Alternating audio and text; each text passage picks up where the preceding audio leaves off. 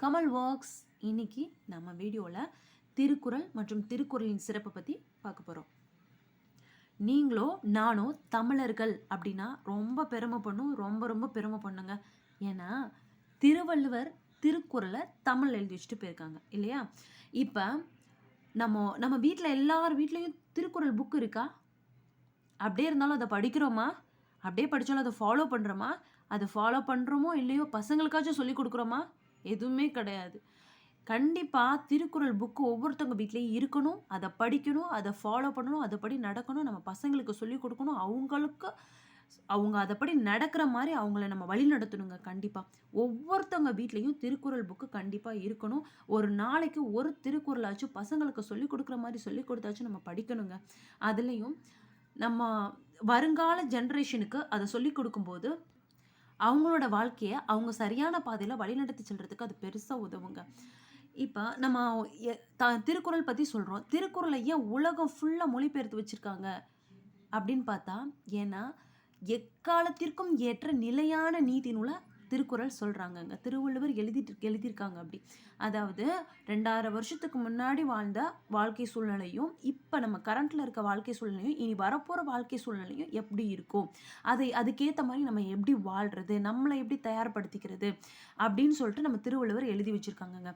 இதை நம்ம எவ்வளோ பெரிய ஒரு சுச்சுவேஷனில் இருந்தாலும் சரி, நம்மளுக்கு மனசளவுலையோ உடம்பளவுலையோ இல்லை ஃபினான்ஷியலாக அதாவது பணச்சிக்கல் ஏதாவது இருந்தால் கூட அதை எப்படி சரி பண்ணலாம் அப்படின்றத நீங்கள் திருக்குறள் புக்கு எடுத்து வச்சு ஆத்மார்த்தமாக படிக்கும்போது, இப்போ நீங்கள் மனச்சிக்கல், பணச்சிக்கல், உடல் சிக்கல் அதுக்கேற்ற அதிகாரத்துக்கு நீங்கள் ஏற்ற மாதிரி அதை வச்சு படிக்கும்போது ஆத்மார்த்தமாக மனசு விட்டு படிங்களேங்க. கண்டிப்பாக அதுக்கேற்ற சொல்யூஷன் அதில் இருக்குங்க. அதை நீங்கள் படித்து புரிஞ்சுக்கிட்டு இதுபடி நீங்கள் நடந்தீங்கனாலே அது சரியாயிடுங்க. அவ்வளோ பெரிய திருக்குறளை கண்டிப்பாக 1330 திருக்குறளையும் நம்ம படிச்சிருக்கணும். அதை பற்றி தெளிவான ஒரு அறிவு இருக்கணும். அதை புரிஞ்சுட்டு மற்றவங்களுக்கு சொல்லிக் கொடுக்கணும். இந்த மாதிரி பிரச்சனைக்கு நீ இதை பண்ணுன்ற அளவுக்கு நம்ம பெரிய டாக்டர் ஆயிடுவோங்க. ஏன்னா திருவள்ளுவர் தாங்க நம்ம நான் கேள்விப்பட்ட பெரிய டாக்டர் யாருன்னு கேட்டிங்கன்னா திருவள்ளுவர் தான். எல்லா விஷயத்துக்கும் ஒருத்தவங்க மருந்து கொடுக்க முடியும் அப்படின்னு பார்த்தீங்கன்னா கிடையாது. எல்லா டாக்டர்னாலையும் எல்லா பிரச்சனைக்குமே மருந்து கொடுக்க முடியும்னா கிடையாது. எதுனா ஒன்றில் தான் ஸ்பெஷலிஸ்ட்டாக இருப்பாங்க. ஆனால் திருவள்ளுவர் பெரிய பெரிய பெரிய பெரிய பெரிய டாக்டருங்க. உலகத்திலே இருக்க பெரிய டாக்டர் யாருன்னா திருவள்ளுவர் தான். ஏன்னா எப்பேற்பட்ட ஒரு சுச்சுவேஷன்லையும் என்ன பண்ணலான்றத தெளிவாக சொல்லியிருப்பாங்கங்க. அது திருவள்ளுவர்கிட்ட மட்டும்தான் நம்ம தெரிஞ்சுக்க முடியும், கற்றுக்க முடியும். ஸோ தமிழர்களாக பிறந்ததுக்கு நம்ம ரொம்ப சந்தோஷப்படணும். திருக்குறளை தினைக்கும் படிக்கணும். திருக்குறள் சம்பந்தமான விஷயங்களை நம்ம நல்லா தெரிஞ்சுக்கணும். திருக்குறளை படிப்போம், நிறையா புகழை பெறுவோம், வருங்கால சந்ததியருக்கும் நம்ம சொல்லிக் கொடுப்போம். இப்போ திருக்குறளில் இருக்க சிறப்பு பற்றி பார்க்கலாம். அதாவது திருக்குறளில் இருக்க பிரிவுங்கன்னு பார்த்தீங்கன்னா, ஃபஸ்ட்டு திருக்குறளை திருவள்ளுவர் 3 பிரிவாக பிரிச்சிருக்காங்க. அதாவது அறத்துப்பால், பொருட்பால், இன்பத்துப்பால். இதில் அறத்துப்பாலில் 4 இயல்கள் இருக்குது. அதிகாரங்கள் அறத்துப்பாலில் 38 அதிகாரங்கள் இருக்குது. அப்போ அறத்துப்பாலில் மொத்தம் எத்தனை குறட்பாக்கள் இருக்குன்னா 380 குறட்பாக்கள் இருக்குது. பொருட்பால் பிரிவில் இயல்கள் 7 இயல்கள் இருக்குது. அதிகாரங்கள் 70 அதிகாரங்கள். மொத்த குறட்பாக்கள் 700. இன்பத்துப்பால் பிரிவில் 2 இயல்கள் உள்ளன. அதிகாரங்கள் 25 அதிகாரங்கள். மொத்தம் 250 குறட்பாக்கள் உள்ளன. இப்போ இந்த இயல்கள் மட்டும் அறத்துப்பால், பொருட்பால், இன்பத்துப்பால் இந்த 3 பிரிவுகளில் இருக்க இயல்கள் மட்டும் எவ்வளோன்னு பார்த்தீங்கன்னா, அறத்துப்பாலில் 4, பொருட்பாலில் 7, இன்பத்துப்பாலில் 2. அப்போ மொத்தம் 13 இயல்கள். மொத்தம் 13 திருக்குறளில் இருக்க இயல்கள் 13. அடுத்த அதிகாரங்கள் அறத்துப்பாலில் 38, பொருட்பாலில் 70, இன்பத்துப்பாலில் 25. மொத்தம் 133 அதிகாரங்கள். குறட்பாக்கள் பார்த்தீங்கன்னா அறத்துப்பாலில் 380, பொருட்பாலில் 700, இன்பத்துப்பாலில் 250. ஆக மொத்தம் 1330 குறட்பாக்கள் உள்ளன. சரி, மொத்த இயல்கள்னு பார்த்தீங்கன்னா 13. இப்போ நான் சொன்னதுதான் 13. மொத்த அதிகாரங்கள் பார்த்தீங்கன்னா 133. மொத்த குறள்கள்னு பார்த்தீங்கன்னா 1330. இப்போ திருக்குறள் உலக பொதுமறைன்னு சொல்லிட்டேன். திருக்குறள் எல்லாத்துக்கும் எல்லா காலகட்டத்துக்கும் உகந்த ஒரு நீதி நூல்னு சொல்லிட்டேன். அப்போ திருக்குறள் எவ்வளோ வருஷமாக இப்போ இந்த காலகட்டத்தில் நம்ம இருக்கோம். 2000 வருஷத்துக்கு முன்னாடி வந்த திருக்குறளுக்கு எவ்வளோ பேர் வச்சுட்டு போயிருப்பாங்க. ஸோ ஒரு 10 பேரை மட்டும் இப்போ பார்க்கலாம். திருக்குறளுக்கு வழங்கப்பெறும் வேறு பெயர்கள் பார்த்தீங்கன்னா முப்பால், பொய்யாமொழி, பொதுமறை, தெய்வநூல், வாயுரை வாழ்த்து, திருவள்ளுவம், திருவள்ளுவர், தமிழ்மறை, உத்தரவேதம், பரிப்பெருமாள். இதெல்லாம் திருக்குறளுக்கு வழங்கப்பெற வேறு பெயர்கள். அதாவது திருக்குறள் அப்படின்றது வந்து நம்ம பொதுவாக கரெக்ட் திருவள்ளுவர் இயற்றியது திருக்குறள் நம்மளுக்கு தெரியும்.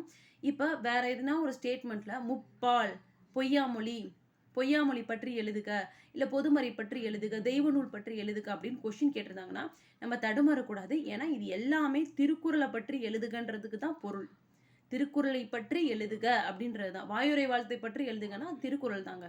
தமிழ்மறை பற்றி எழுதுக அப்படின்னா திருக்குறள் தான். ஸோ திருக்குறளுக்கு வழங்கப்பெறும் வேறு பெயர்கள்னா பொதுவாக இந்த 10 பெயர்கள் அழைக்கப்படுது.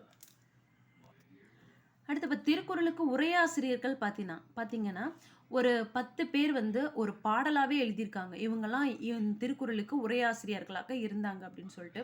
அந்த 10 பேர் யாருன்னு பார்த்தீங்கன்னா தருமர். நிறைய பேர் எழுதியிருக்காங்க. தெளிவான உரை கொடுத்தவர்கள் நான் சொல்கிறேன். தருமர், மணக்குடவர், தாமத்தர், நச்சர், பரிதி, பரிமேலழகர், திருமலையர், மல்லர், பரிப்பெருமாள், காளிங்கர். இவங்க 10 பேரும் திருக்குறளுக்கு சிறந்த உரையாசிரியர்களாக இருந்திருக்காங்க. திருக்குறளுக்கு உரை எழுதியிருக்காங்க.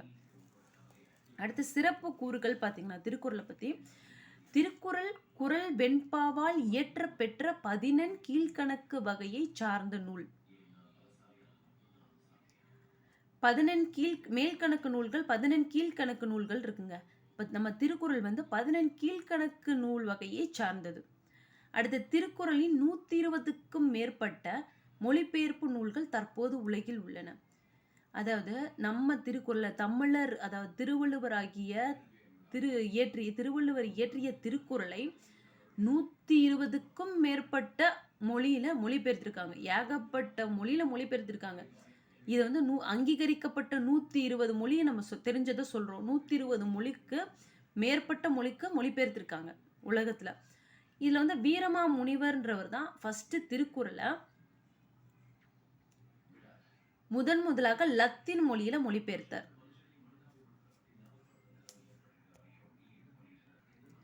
ஜியு போப் ஆங்கிலத்திலும், டாக்டர் கிரால் ஜெர்மானிய மொழியிலும் மொழிபெயர்த்துள்ளனர். திருக்குறளின் சிறப்புகளை சொல்லப்போனால் சொல்லிகிட்டே இருக்கலாம். எவ்வளோ சொன்னாலும் அடங்காது. கண்டிப்பாக திருக்குறளை எல்லாரும் படிக்கணும், திருக்குறளை ஃபாலோ பண்ணணும். திருக்குறள் புக்கு இருக்கணும், பூஜை அறையில் இருக்க வேண்டிய பொருளுங்க அது.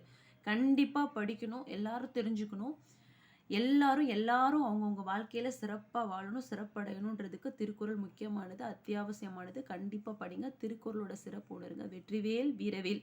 இது போல் வீடியோஸ் உங்களுக்கு தொடர்ந்து வேணும்னா கமல் ஒர்க்ஸ் சேனலை லைக் பண்ணுங்கள், ஷேர் பண்ணுங்கள், சப்ஸ்கிரைப் பண்ணுங்கள். பாய்.